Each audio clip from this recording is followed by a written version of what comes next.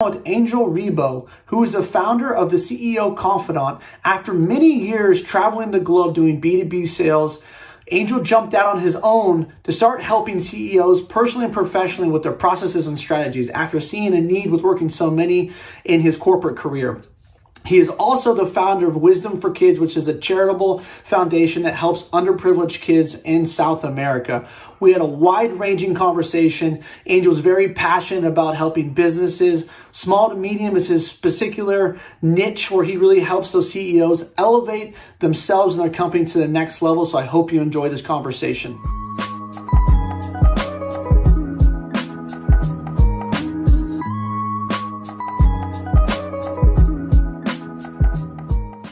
All right, I've got Angel Ribo on Grind.Sell.Elevate. Angel, how are you? I'm extremely well. Thank you for having me here, and thank you to everybody listening, Tyzer. Yeah, absolutely. Man, you've got a ton of experience in a lot of different areas. You've lived in a lot of places. You speak 5 languages, very impressive. Come from one of my favorite cities in the world. I've been to Barcelona, but I don't want to be the spoiler. I want you to give a little context and background about who you are and what you do, and kind of how you got to where you're at. Yeah, thank you. I would say that one of the questions I've asked myself throughout my entire life has been a very simple question, which actually it was the question I decided to make the motto for 2020. It has only 2 words, and it's why not? Why not? So throughout my entire life, I was the son of, a family of 4, like lower middle class in Spain, blah, blah, blah. But my mom and dad said, you have to learn foreign languages. You have to learn French and you have to learn English. So after high school, I was able to fluently speak English and French and go to any country speaking those languages and being able to defend myself, right? So that started definitely, that defined myself. So fast forward, I ended up here in Plano, Texas, north of Dallas. And what I do for a living, so people know me because of 2 reasons, mainly for 2 reasons, besides being online all the time, is number 1, because I help both corporate CEOs and established entrepreneurs to bridge the gap globally for expansion and exposure. That means that I help them to accelerate the growth of their businesses through different strategies and tactics related to business acceleration, or acceleration of their growth of their companies. And I'm also known because at the same time I started my own business 4 years ago when I left corporate America. I started a foundation. It's called Wisdom for Kids. And what we do is we help underprivileged kids in Latin America, to become entrepreneurs using the local resources. And that I started because I lived in Latin America for many years. So I saw the poverty there. And I said, hey, if I'm not doing it, who's going to do it? Why not? Why not doing it? If it's not me, who's going to do it? Who's going to help out those kids? You have kids. I have kids. Many of us have kids. And who wouldn't like to leave behind a much better world than the world that we found? That's why I started it. Yeah, no, it's beautiful. I think that there's a lot to be said for what you're doing. A lot of people are always like, yeah, there's this issue. Hopefully someone takes care of it, instead of realizing like, well, shit, that person could be me. I could step up. I wanted to get your take. I know you're from Spain. We just talked about you live here in the States. So why Latin America? I mean, there's lots of places in the world, right, that have poverty. People don't get right education, right type of food, water. So why there? Yeah. Number 1 is because I was working for an American company in London. And I was sent to Boston to take a sales boot camp in 2001. And I was reading a book, literally. A friend of mine in London gave me a book, and I was reading that book. It's called The Celestine's Prophecy. If you have not read it, it's a powerful book, The Celestine Prophecy by James Redfield. And I finished reading the book after a few days of vacation I took after my sales boot camp. And at that time, I was in Latin America in vacation after that sales boot camp. And I said, oh my God, there must be a reason why this amazing, beautiful book that I've enjoyed so much to read, I'm reading it in Latin America. So I think I have to come here. So I went back to London. I asked my managers, can you please send me to one of your offices in Latin America? Could you send me to one of your offices? Obviously, being a Spaniard, there's this cultural affinity between Latin America and Spain. So I ended up working in Mexico. Only after three months later, I was already in Mexico City, running the company office there in Mexico City. And doing business with Central America and Mexico. And that was the starting point in which I started to be seeing, encountering, living with poverty around me every single time I was going to visit a client. Every single time I had to serve one of my clients to close a specific deal for the company I was working with, every single time I was going to a manufacturing plant that was in the outskirts of a city or in a rural area. And guess what? Every single time I was parking my car there were people, there were kids saying, hey, could we wash your windshield? Could we keep your car safe? Would you buy some gum from us? Would you buy a bottle of water, whatever that was? So in a matter of minutes, I was like outside those places, meeting with all those people living in poverty, those children living in poverty.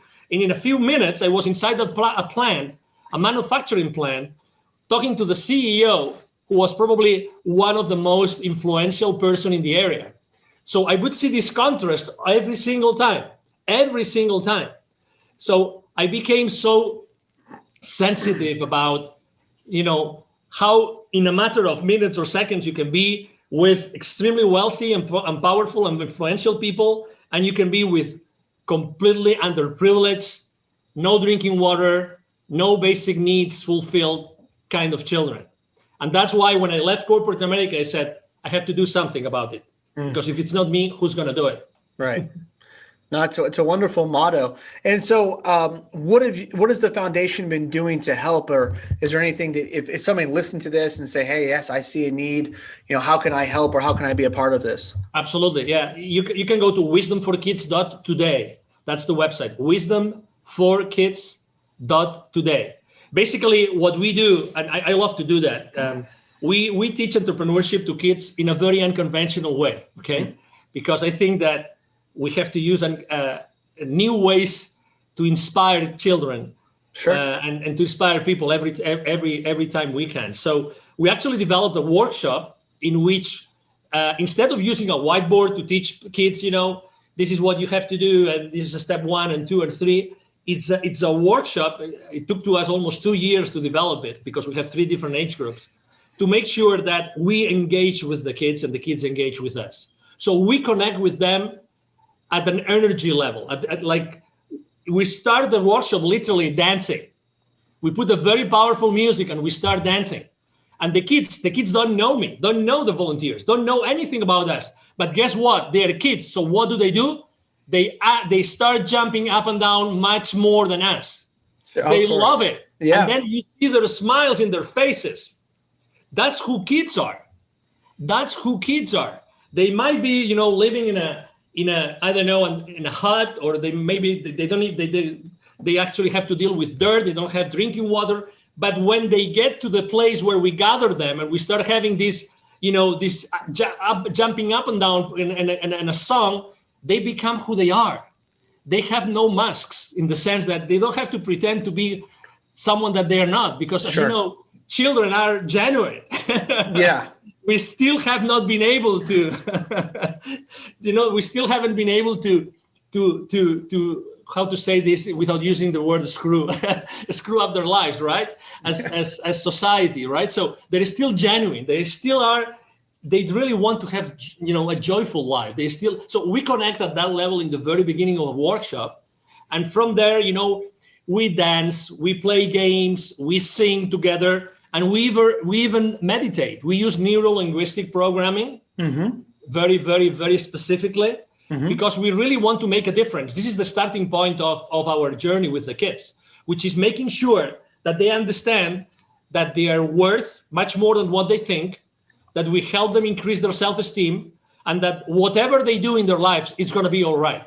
They need this reinforcement that regardless of where they are, regardless of what their status is, regardless if they are being tutored by someone, they are in a foster home, or they don't have a parent, maybe whatever their situation is, whatever the circumstances, they still have a clean slate in life. They can achieve anything.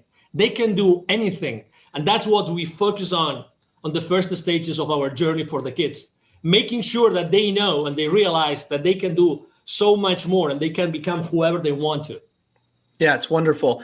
I think probably, I mean, it's wonderful that you're doing that for children that are underprivileged, but man, that sounds like most kids need to hear that message. I know it's something I've talked about on the podcast before that I'm really conscientious, and so is my wife, with wanting to make sure that we empower our children, to let them know that there aren't limitations. I actually had a guest on a couple of weeks ago that he specializes in helping salespeople using NLP. So I'm a little bit familiar now. But it seems like it's a super powerful tool. And if you can start to reconstruct or rewire their brains at an early age to see that there's no limitation, because so many, as you know, and I'm sure that's some of the things you probably help CEOs with, even people that are at the highest levels of business, they still have self-limiting beliefs. Oh, absolutely. Right. Yeah. Yeah. We all have limiting beliefs. It's just the nature of the beast, right? That's who we are. And then if you follow, I mean, you are blessed enough. I still remember a conversation on a podcast, an interview, that someone asked me, so what would you recommend this specific CEO? And they gave me a specific example, right? And I said, having kids as soon as possible. That was my answer. Having kids as soon as possible. Because when you have kids and you really devote time to your kids, you are completely into a different position. You are completely into a different mindset, right? Because, they are your jewel, right? They're your treasure. You want them to be brave. You want them to be able to, to live in a world by themselves. They want them not to take anything by the face value, but they make their own research. They want to, that's all the things, all those beliefs that we have, and we try to do the best with our kids, right? That's who we are as parents. But I really believe two things. They might be a little bit unconventional or disruptive, but I'm still going to say those two things, Tyzer. Sure. Number one, I think that the children pick their parents. I really think so. Okay. I think that kids pick their parents. And second, I think that also the parents have to learn a lot of lessons from the kids that we have. Yep. I really think so. So I think it's a two-way street. Mm-hmm. I really think it's a two-way street. So when we have in front of us the responsibility and the duty of raising kids, we actually have to think about so many things, and we have to sacrifice so many things, and we have to think out of the box. So how am I going to support my kids in a way in which they feel loved and secure, but at the same time, I don't want them to say yes to everything. I don't want to take anything and say yes because someone else said it. No, I want you to take your own decisions. I don't want you to go down the route of drugs. I don't want you to. It's up to you. You decide what the route is that you want to take in your life. I want you to be happy, right? But you have to decide what happy is for you.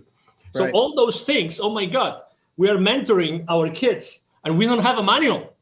No. Right? And we don't, if we ever lived before, we don't remember whatever the experience was if we lived before in another incarnation, whatever it is, the beliefs that everybody has. So what I'm trying to say is that, okay, we loved our partners, we had kids with them, right? But now we have the real thing here, which is kids that have to be raised the best possible way, right? The best possible way. So I believe that this is just an example of very obvious, and that's why it's so important to really live close by. And that's one of the reasons I left corporate America, to make sure that I was with my kids and I was able to spend a lot of time with my kids and learn from them, really literally learn from them, and not tell them that you have to do this and this and this, but, learn from them and being able to just live the life with them, just be on every single circumstance that life brings to us to learn together. That's what we have to do. And right now, as you know, this year has been extremely challenging for the families as a whole, right? For the kids and going back to school and all these things, have been complicated, but still, we are there to be their example. We are there to lead them. That's why it's so important. Yes, so to your question, absolutely. We all have limiting beliefs, no matter where we are. And you don't know the circumstances behind a CEO being a CEO of a large corporation. You don't know how he reached that place or she reached that place, right? We don't know how they did it. Obviously, they all have limiting beliefs. And most of them actually, obviously, they look for help and they will look for an outside pair of eyes that can help them in their journey, whatever their journey is. Right. And so that's where you come in as the CEO Confidant, right? To try to help to reconstruct, help them to grow their business, grow their skill set, grow their minds. So basically, you're a CEO coach. Now, do you see a common? I like this analogy of looking at or the constructs. I just read the book Outliers by Malcolm Gladwell. I'm not sure if you've read that, but fantastic book. And do you see a common thread or theme among CEOs of companies? Is that there's something that the way that they were raised, or that they have, because I think people would be like, man, how do these people get to the top of an organization, right? Like what do they have that I don't, that gets them to the top to run their own, to either one, start their own company, or two, if you work for a big company, to get to the top of the company, someone like a Jack Welch, right? Like, how do you get to run a huge company like that? It's the questions that they ask themselves. It's the questions. I mean, no doubt about it. It's the questions. It's like, how do you, instead of asking what if, it's how do I, or how can we? Okay, so the first thing would be, how do I? How can I do this? How can I do this? Instead of can I do this, is how can I do it? So it's like the why not attitude. It's like, I really, if I really want to provide this product or this service, with this product or this service to a particular audience, how can I do that in a unique way that it just had the idea of serving with, So how do I do it? How can I do it? And be relentless, taking something that I use very, very, very often with my coaching and consulting business, which is take imperfect action now. Take imperfect action now. In the entrepreneurial world, the startup world, there's something called the minimum viable product. So when you launch a business, you try to come up with a specific offer that you're going to be trying to proof test in the market. So these people consistently go to the market with a very, open set of eyes and ears to listen what the people are going to say about their ideas immediately. So they don't wait they start taking action immediately. And they ask, how can I do this? How can I do this? How can I do this? How can I do this? And second, I think that they are much more smart in using the resources. Okay, we have been brought up, and that's something I'm fighting for with my own kids' education, which is collaboration. Collaboration. In the again, as much as we can serve, and we want to serve humanity, right, through our shows and through our interviews and everything, I think that we are raised to be competitive. We are raised with a mindset of scarcity, to be honest, with all due respect to everybody. Sure. Okay. With a mindset of, for me to have, I actually have to subtract or have to steal or have to take away from someone else. And I think this is wrong. I see the world, and I think that CEOs see the world as an arena in which the wealth is there. The wealth is in that arena. The thing is, how can I use all my resources? How can I use all my connections, all my business partners, all my business acquaintances, or even personal acquaintances to start a specific business? So they see the world in a different way. They see the world that they have a lot of resources available, and they keep on looking and reaching out to those resources to build up value for what they offer to the market. That's why summarizing in two questions, right, is how do I do that instead of can I? How do I do that, and who can help me do this? How can I go from where I am today to where I want to go? And let me give you an example. Sure. I was having a conversation with the director of the business accelerator of the Babson College. Babson College is one of the top universities in the country. They rank number one. Their entrepreneurial program ranks number one consistently every single year. Those university rankings, the Babson College in Massachusetts. Okay, so I was having a conversation, and she was telling me, that was already like 4 years ago, I think.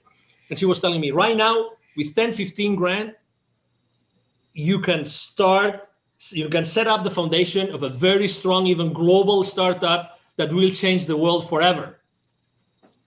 5 or 6 years prior, you would need literally $150,000, $250,000, $300,000 to get off the ground with anything. So I'm just trying to tell everybody listening to us today is that they already have the knowledge and the experience really to launch one of those disrupting, ventures that they always wanted to do. They just have to come into terms with themselves and say, hey, I want to do it.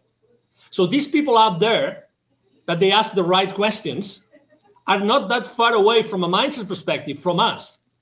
The difference is that they take action, and they take imperfect action immediately, no matter what. No matter what. Obviously, those CEOs, they still have to go to the principal's office, like they have to go to the board. Right. Obviously, because they have to make sure that they are giving back. Obviously, the shareholder value has to be there, and he's accountable to the board and everything. But still, he's still the visible head of the company. And then the other challenge is, how do I make sure that everybody in my organization is fully aware of the business of the consequences of their business decisions, right? And then there's another set of skills, which is how to lead my company. What's the best way that I can keep on growing those systems, those processes, and these people that are working with me to make this, a large corporation, if that's what I want to do. I want to stay on that, taking the imperfect action, because, man, there's so much to be said for that. Because so many people, they feel like, I made a whole video a couple months ago how perfectionism is the enemy of money, right? Because so many people get so caught up. I got to have my T's crossed, my I's dotted. I got to do all of my research. I got to have a 60-page business plan with everything spilled out. I got to read all the books. I got $10 seminars, and then maybe I can start. And I've not been that way. I've more like, even when I started this podcast, I'll be honest with you, Angel, I started this podcast. I literally got on and I just started talking. And I told my wife, and she's like, well, like, how do you know what you're doing? I go, I fucking don't. Like, I don't know, Awesome. I'm just going to start it, and I'm going to see where it goes. I'm going to figure this shit out as I go. So it's wonderful that you're talking about that, because so many people don't. Now, why do you think that mindset is different with the CEO versus someone who would want to be a CEO, or someone who aspires? Well, what holds them back from just going for it? Well, because they don't have the certainty that they're going to succeed, and they expect social proof, and they have to take risks. One of the CEOs, it's like, I always say, I've been in business development and sales for my entire life, and obviously this is a podcast that resonates with this message a lot, right? So, but I always say the same thing. If I was hired tomorrow by a large multi-billion-dollar software corporation or any other corporation, and I had to have my first sales call the day after, I wouldn't be afraid. I wouldn't be afraid. You know why? Because as far as I know the benefits, as far as I know what I can provide and what kind of issues I can help my clients to solve, I don't need anything else. I really don't need anything else. Am I going to make mistakes? Oh my God, of course. But probably I will be with someone else in that call, right? So what I'm trying to say is that we already have everything that we need inside of us.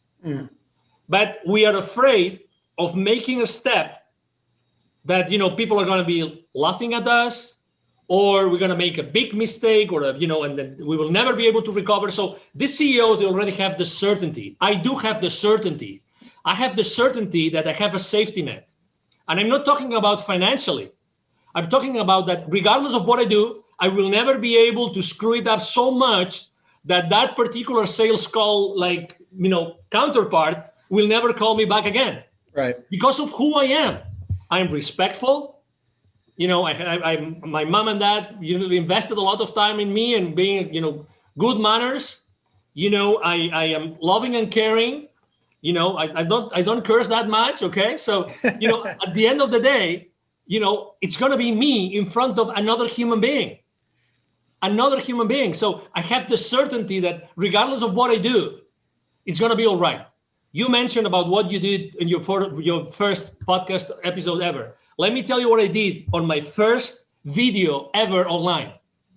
For no reason, I thought that I had to come clear with the world.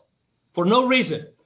It was 2016, and I said, okay, I'm going to tell the world who am I and what am I standing up for. And I click go live on Facebook. My video has to be there, and probably on YouTube as well. And I just explained who I was, what I was doing, and why I had founded, Wisdom for Kids, blah, blah, blah. when I hit stop broadcasting on Facebook, I started to cry like a baby. Oh. Like a baby. Like, oh my God, what a stress. Thousands of people, well, I mean, it was pretty pretentious, right? Thousands of people are going to watch this video. It's out there. Anybody can see, and they will see this crazy guy out of the blue saying all those things that made no sense because it was my first video ever. You name it. But it was my first video ever, and I will never forget it. And I just like came into terms with my own life, my new life of entrepreneur, so it was kind of, a trauma in some sense, right? But also it was like a relief. Sure. That's probably why I cried. I probably cried of relief of saying, oh, I've done it, right? So it's just, we have been taught security is number one. Don't take any risks. Play safe. Yep. Play safe.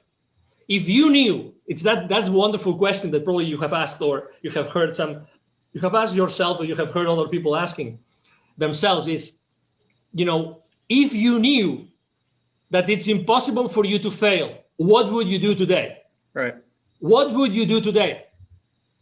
So as far as you are in peace with that,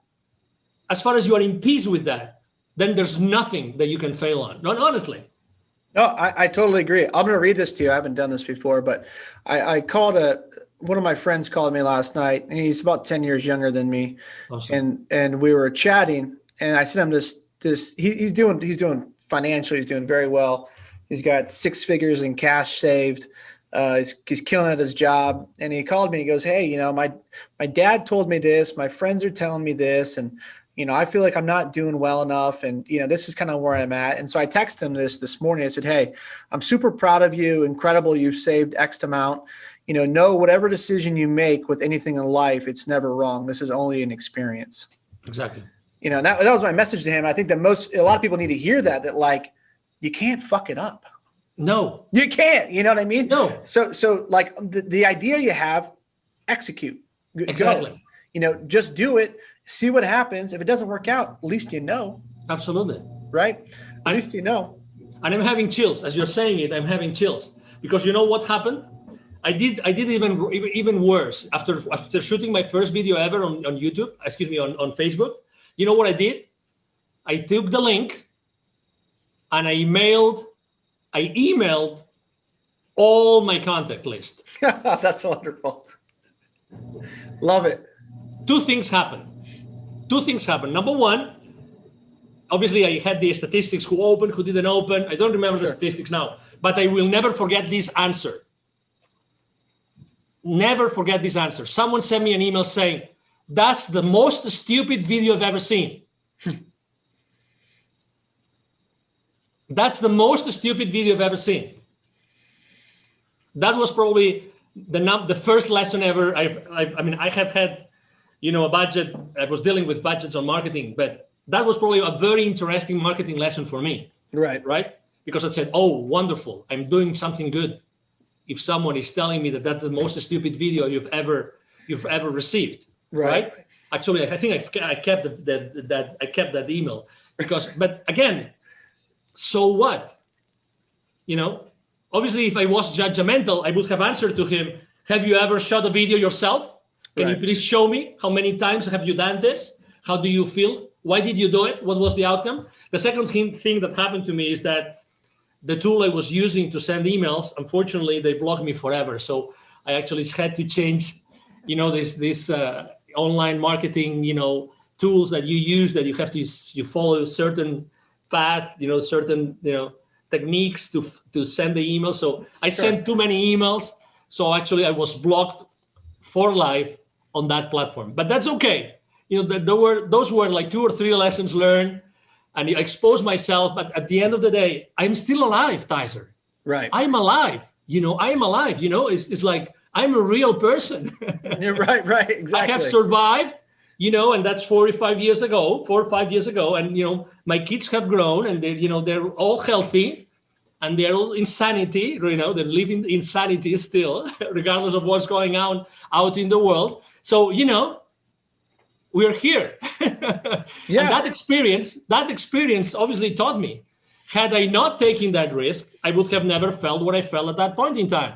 And I guarantee you, I will never forget those feelings of receiving that email or of saying, stop broadcast on Facebook, ever. Well, and I think the biggest lesson of you receiving that email is that life went on. Uh-huh. You know, nothing happened. Exactly. So what? I mean, what's the worst thing? That you, I don't know, that you go and you shoot a video live and there's 10,000 people watching and you say something that you shouldn't have said. Why not? Who's telling you that maybe there were 5 people that they have to hear that specific statement? Is that you? It's the same as you with your podcast. How do you know that that thing that someone said or you said on that podcast show that day did not change someone's life forever? Yeah. How did you know? That's what you do every single day, Tyzer. You change, you transform people's lives every single day by what you say and what your guests say. And that's the beauty of it. You know, let's do it. Let's do it. Yeah, I've enjoyed that. I love getting the feedback on social media. You know, people, hey, I really took a lot away from this podcast, or this was really meaningful to me. And that always means the world to me. You know, that's why I don't run ads or anything like that on the podcast, because it's about really just serving and giving back. And the whole intention of me starting this was like, hey, my first year out of college, like you, I came from a lower middle class family. I made $34,000 my first year out of college, and I was living in San Diego at the time, which is beautiful, but not cheap, right? And so I would take home I'll never forget this. My first paycheck was for 2 weeks was $750. That's just how much I made. My rent was $600. So I'd have about $70, $75 to get me through the next 2 weeks. And it was fucking hard. But, you know, developing my skills, going all in on myself, taking risk, you know, making some moves, things like that. And then once I got to a point where I had, you know, started making really good money, I was in, and I, you know, got the accolades and that type of stuff. I said, well, how can I start to give back to other salespeople? You know, how can I make a difference in other people's lives? And I feel like you and I both have that kind of that common mission together. And I wanted to ask you a question, because I picked up on something through reading about you and even in this conversation. How much of your spirituality plays into what you do and how you help people? Well, that's a great question. Number one, I think that you probably heard that when I was explaining it. Just to give you an example, when we were thinking about what's the best workshop we can give, what's the best content for a 2-hour workshop for kids that we might not see again ever in our lives, meditation had to play a role. Meditation had to play a role. So we actually, inside those 2 hours, we have a 20-minute meditation. And that's the most powerful part of the entire 2-hour workshop, is the 20-minute meditation. It's a 20-minute meditation. So that's answering your question. So spirituality plays a key role, because I think that the answers to everything that we want to do or we think we can do is inside of us. And I think that we have to, or that has helped me a lot. You know, it's like explore the interior, go inside yourself. Right. So I started in this journey actually reading that book that I told you before, The Celestine Prophecy. I think it's a great book to start for anybody to start in spirituality. So it was then, I mean, I was born in Spain. Everybody in Spain is almost everybody is. Majority of Spaniards are Catholic. I was born Catholic, right? So, I mean, I did everything that a Catholic does up until college. Okay. Prayer hands, yeah. Okay. Up until, you know, confirmation, I mean, you name it, everything. I belong even to a professional movement of Catholics, how to live in the professional world as a Catholic, everything. But then, you know, you started to realize that one thing is what you think is good and what you think you should do for this world. And another thing is what, you know, some institutions, you know, unfortunately, or some people in representing some institutions have done. So what I ended up saying is, okay, so I have been blessed of being exposed to Catholicism and to learning all this, and that gave me a path that helped me to go for the first years in my life. I will never forget who I am. I will never forget all these teachings, but I have to open myself as I am opening to other geographies, I'm opening to other CEOs, other companies, other countries, other continents, I have to open to other avenues of knowledge. And that's how I started to, go inside other ways of thinking from a spiritual perspective. So spirituality plays a very important role in my life, very important role. I believe that, it's like sales, we haven't talked about this, but I see myself like sales have a very, literally sales have a very important ingredient, very important spiritual ingredient and an energy related ingredient. I always say that sales is just an exchange of energy. And the way I see generating wealth is the exact same thing. Generating wealth or generating business is the exact same thing. I think it's spiritually based because we are spiritual beings. You mentioned experience, right? I mean, you've probably heard this too before. I think we are spiritual beings having a physical experience, right? Totally agree. Exactly. And probably, some people think that we have had many spiritual experiences or many physical experiences, right? Mm-hmm. And I became extremely sensitive about the spiritualism when a TV network in Spain hired me to expand their business internationally by doing interviews, interestingly enough. And their target audience was people open for different avenues of spiritualism.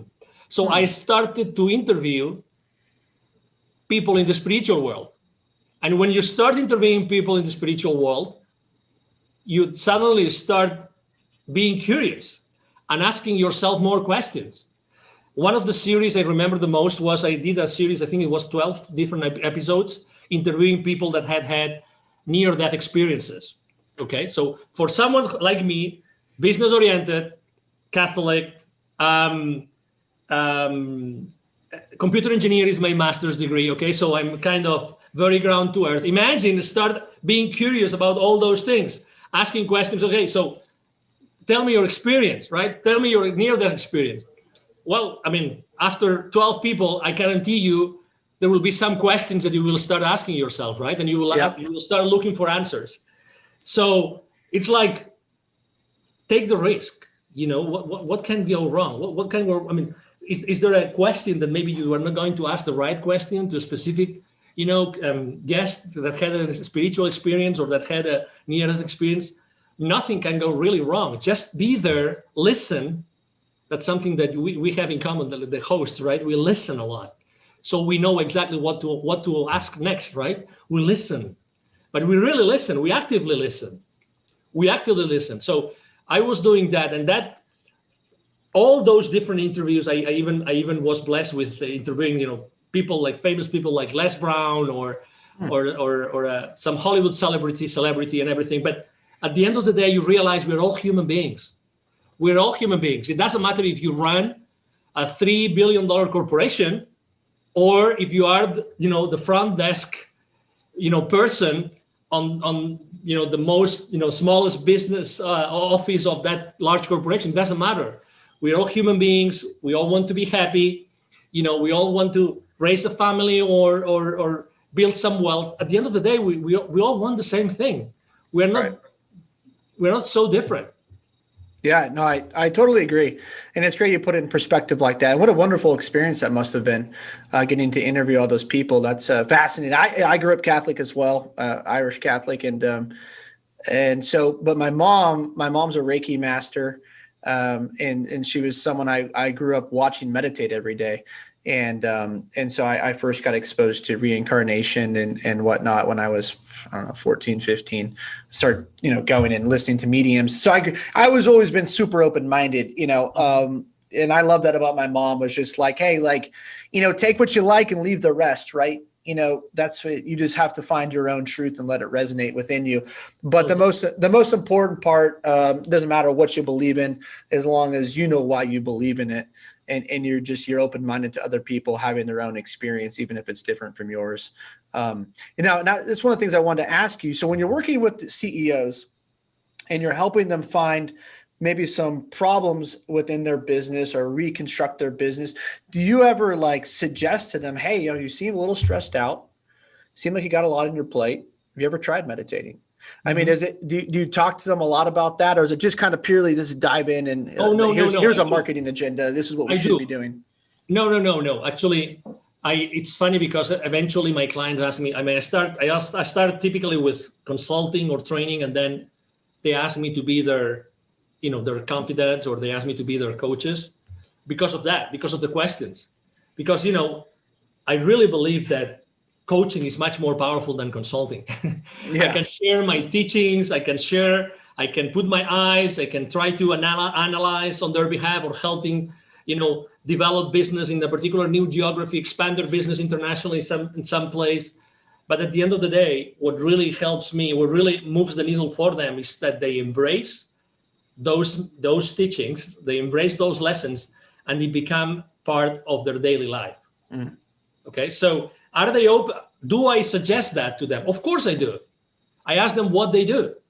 Maybe some of them, they do paragliding, or some of them do, so sure. Obviously everybody has been raised, going back to education. That's why kids are continuously in my life. Like, regardless of what I am, kids are continuously present, because what was that person exposed to? Again, don't be judgmental. Just try to understand people. That's why I think spiritualism helps us understand people, without prejudices, right? Any sort of prejudices, help them, or helps me understand them. When they feel understood, then they open to other possibilities. Yeah. But you have to reach that point.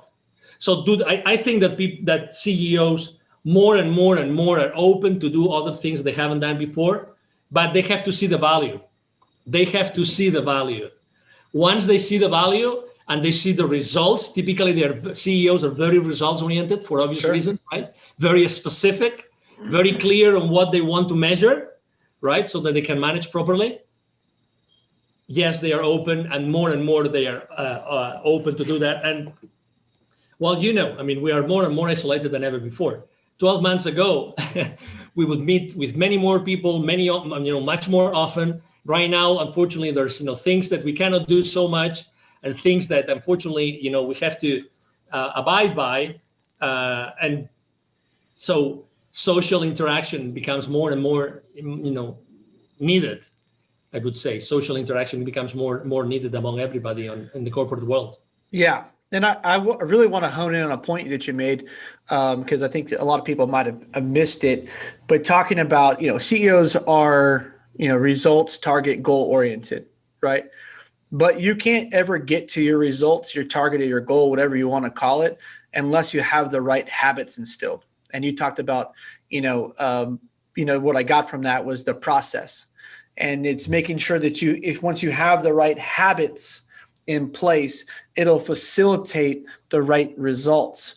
And a lot of people don't take account of their habits, and then they don't get the right results. And so sometimes they may need that 20-minute break of meditation. And I think that's even with children, it's getting them to have to, at a young age, start to be conditioned with the right habits, with the right mindset. And then it opens them up to all kinds of possibilities. And so I just kind of wanted to go back to that. And is that something that you work on a lot with them, is how to structure a day, routine, habits to build strength upon? I think that's a great question. I would say that people that have reached that level, they already have developed very strong habits, very strong habits. The space that spirituality covers in their lives might be covered by something else.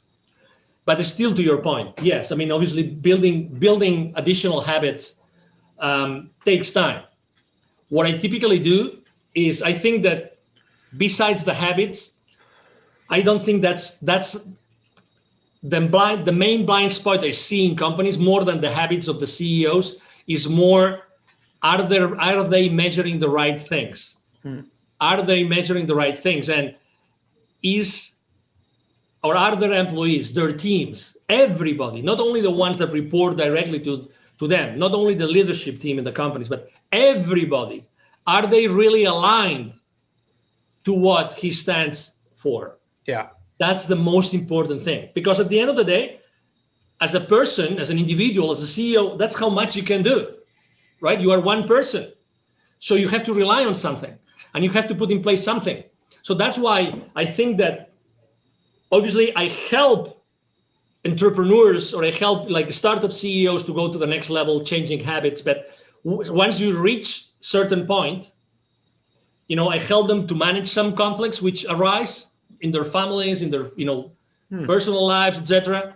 But typically I find blind spots more on how to deal with the rest of the company, with their teams, but all their teams. It doesn't matter if it's a 20 employee company or if it's a 5,000 employee company. It doesn't matter. The thing is, how do we all together, we start doing this and we start delivering value to our clients consistently? That's a point that we miss consistently, as very often. That's why, again, going back to the kids, how many classes, how many periods do your kids have on collaboration? You tell me. How many? Yeah, zero. Collaboration. Collaboration, just in collaboration. Maybe a little bit in PE.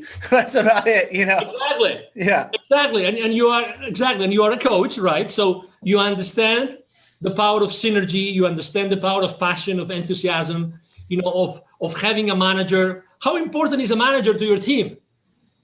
Yeah, no, it's really important. I mean, it's like he might not be, right, or she might not be maybe, making or throwing the balls, right? But he or she, they are very, very important for the rest of the team. So we cannot just rely on a very small group of people, not just on the leadership team.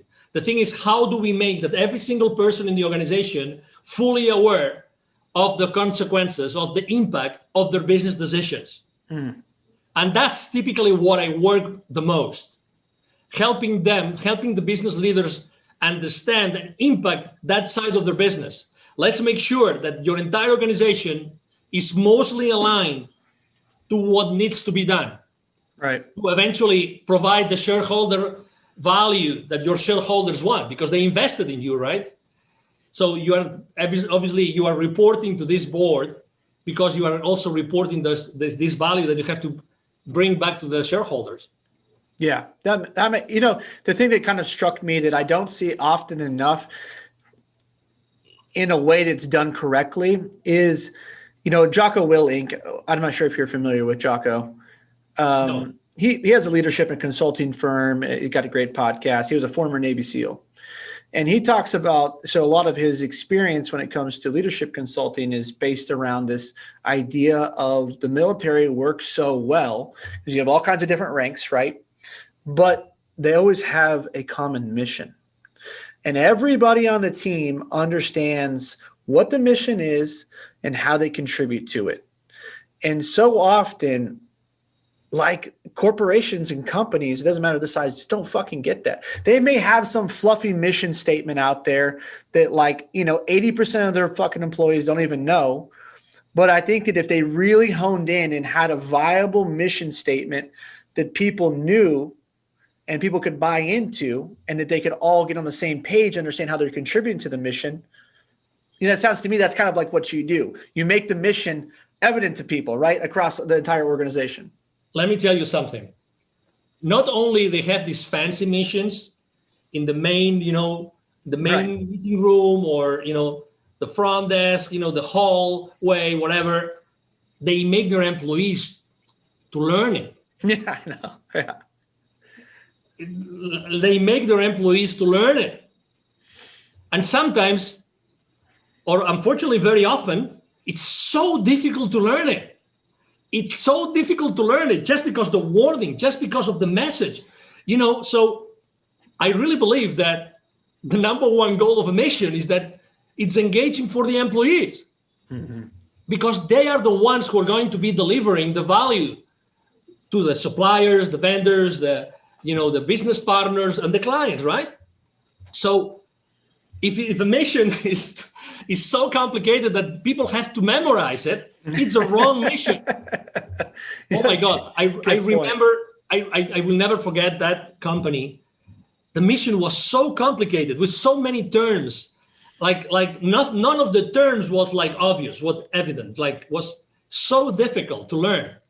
And you still, just saying it, just putting it on the first slide of your corporate presentation to your clients, and then the clients would say, "Oh my God, so many these super duper words, fancy, trendy words, Okay, so how does that 30,000 feet mission help us to have a better business? Right. No client asked me that ever. No potential client asked me that ever. But to be honest, I don't know what I would have answered, to be honest. So that's maybe just a piece of advice. Whenever you drive the process of crafting a nice, a mission statement, please make sure that your employees have a lot to say and they really feel comfortable and it's easy to memorize. Because if it's easy to memorize, it means that they will be continuously focusing on that mission when dealing with anybody else outside the corporation, not only inside. Right, which is the most important part, right? Because we're all trying to get to the common goal, the common objective, whatever that may be, whatever the mission is. You want everybody driving towards that every single day with intention and empathy and love and thoughtfulness, right? I mean, that's what we're trying to do. Is we're trying to serve the other people. Hopefully, that's what we're trying to. That's what we're trying to do. Angel, a couple more questions for you. Do you have any success habits or any habits you would recommend to entrepreneurs or salespeople? Things that have helped you become successful? Yeah, we've talked about this before, but it's definitely my mantra because it makes a big difference, immediate big difference in anybody's business, which is, as I said before, take imperfect action now. That's my mantra. Take imperfect action now. That's the first thing. Hey, if right now you have had to pivot in your business, you have had to reinvent yourself, or you're thinking of doing it, just take a step forward, put some additional value in the market, look for potential clients of yours or friends or whoever, and just start working on that additional value that you want to bring to the market. Take that imperfect action now. Don't be afraid of the consequences. Just do it now. Start interacting with your potential audience. As I said before, I see the world. It's funny that your mom was a Reiki master, right? So I see that the world in terms of energy. For me, everything is energy. You're right. It is. Well, it literally is. It literally is. Exactly. Yeah. It literally is. So if everything is energy, so there's a relationship between the energy that you use and how you use it. Start using it now. Don't be afraid of anything. If anybody else is judgmental, ask yourself this question. Are they going to pay your bills at the end of the month? Tell me, are they going to pay your mortgage? Are they going to pay your electricity bill? Are they going to pay your water bill? You tell me, are they going to do it? They are not. They are not. So keep going, test whatever you have to test. And, I think that's a great time for pivoting right now. Basically, because as you know, the energy of the planet has changed. Right. There has never in history of our lives, right? Regardless of our age, we've never lived in a place in which there's so much fear, ever. Right. Yeah. Like it or not, it is what it is. Let's not be, judgmental. It is what it is. There's a lot of fear out there. So there's a lot of consumers, and obviously corporations are also made up of consumers and human beings like you and me, Tyzer, right? So they have changed internally. We have to speak to them. We have to speak to them. We have to tell them that we know where they are. We have to tell them that we think that we know what they want and what we can offer to them might be of help to them. You never know. Again, we don't know if just this statement has changed the life of someone forever. We don't know. And that's why we're here for. We're not making money out of this. We just are having a conversation of two human beings that have had completely different stories and lives and experiences, right? But they happen to be together right now creating something new, because I believe that interviews have a life of its own. Mm-hmm. They are alive. I think that interviews are alive. That's the power of a conversation. They are alive and they adapt even to our audiences, even if you don't have any interaction right now or any feedback from the audience, but you will obviously have it. So and that's the beauty. So take imperfect action now and don't worry about anything else. Open yourself to opportunities. I have a multimillionaire, a friend of mine who made an exit of $850 million. And he always says, the most important thing, just thinking about it, right? He always says, the most important thing in life is to have options available. Options available. just think about this and ask yourself, do you have enough options available today? Yes or no? If the answer is no, do something about it now. Make a phone call, walk, ask, anything. Change the course of your day right now, and you might be changing your life forever. Love it. That's great advice. Last question for you, Angel. Do you have any a book or two that you recommend or that you gift often besides the one you already referenced? Yeah, besides the one that you already referenced, I would like to recommend. There's a book of someone that I really, I mean, it's like the ABC of business. Every single business owner in the world should read this book. It's so obvious, but it's so good. It's called The Baker's Dozen. And the author is Neville Joffe. He's originally from South Africa, but he lives in Canada. And his prior book was actually Climbing the Kilimanjaro. That's the kind of guy he is. Okay. He climbed the Kilimanjaro. So it's about, the Baker's Dozen is about basically the 12 recipes, the 12 business principles that everybody should be aware of to conduct a proper business. So it basically talks about how to become aware of the financial consequences of every single business decision that you take on your business. And that applies to any business. You can be self-employed or you can be a multi-billion-dollar corporation. That's the first book I would recommend. And the second book I would recommend is from actually a gentleman called Dr. Joe Dispenza. Probably you've heard of him, Dr. Joe Dispenza. Yep. Okay, good. So the book called Supernatural. Supernatural. It's an amazing book. I mean, you can get it also on audiobook. Supernatural by Dr. Joe Dispenza. I think that he brings a lot of light about, who we really are, what are limiting beliefs, and the importance of breaking the habit of being yourself. And I think it explains it great. It's a great book. It's a great read. It takes a while, but it's like so eye-opening. So eye-opening. I've been blessed of even attending some of his courses. Oh wow. And events. And what you're going to learn on that book, it's gonna blow your mind away, and it's gonna help you in your life to understand better who we are as human beings. Good. Wonderful recommendations. I haven't read the first one.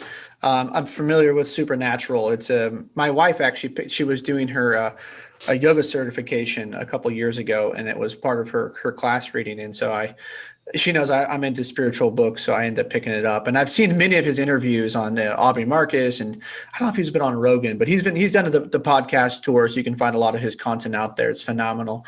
So great recommendations. And Angel, where can people connect with you at? Yeah, thank you. The easiest way is to go and send me an email. I respond to 100% of my emails. So it's very easy. The email address is angel, as in heaven, angel, at angelribo.com. Angel Ribo spelled like R-I-B as in boy, O. Angel at angelribo.com. And I'm online, very active online. I also respond to every single message online. I'm very active on LinkedIn. I post every single day, both business related and human potential related. So you can find me there, and it will be a pleasure to, if you want to interact with my content, it will be a blessing. Again, I always respond to everything. So thank you for the opportunity to have all your audience, Tyzer, to connect with me. Yeah, absolutely. I will post all of Angel's contact info in the show notes, so you can reach out to him through email, his site, or on LinkedIn. Sounds like those are great places. I know we chatted a little bit. He's got a great LinkedIn following, and he produces great content like he just mentioned on there. So please do connect with him and absorb his content. Or if you're a CEO and you want to work with Angel, please do that. I know he's helped, literally thousands of people, and his goal is to work with thousands more. Read a little bit about that as well. So some big missions ahead, and I love what you're doing for children.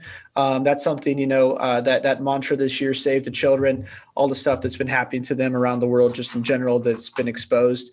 I've donated money to it. So I commend you for what you're doing to help children. Literacy is everything in the world to get them to where they need to be and out of poverty. So thank you. I just want to acknowledge you and say thank you for your work you've done. It's very selfless. And thank you so much for your time today. Absolutely. Thank you for the opportunity, Tyzer, and thank you everyone listening. It's our time is the most scarce. The only scarce resource we have is time. So I value the opportunity to basically to talk to you today and to have a conversation with Tyzer. Thank you so much. Thank you.